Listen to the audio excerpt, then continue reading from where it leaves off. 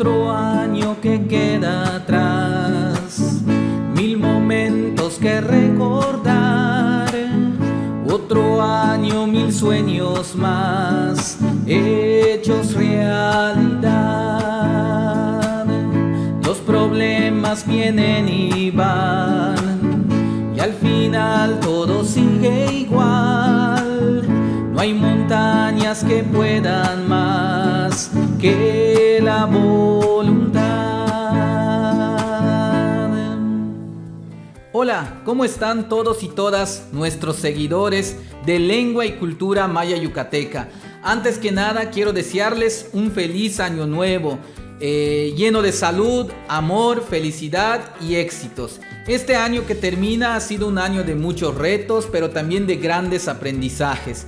Hemos aprendido a valorar más las cosas simples de la vida, apreciar el tiempo que pasamos con nuestros seres queridos y a ser más resilientes ante los desafíos.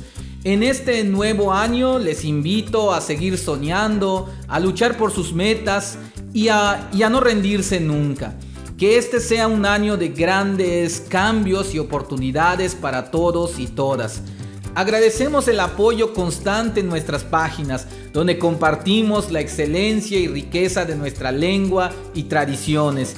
Miramos con entusiasmo hacia el 2024 con la esperanza de que este año nos traiga más aprendizajes y crecimiento, tanto para nuestra comunidad como para nuestras tradiciones y costumbres.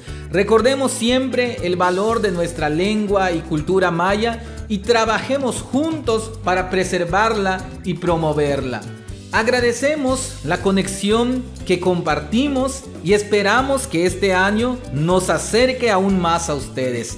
¡Feliz 2024 para todos y todas ustedes y sus familias! Les desea Lengua y Cultura Maya Yucateca. ¡Cuídense!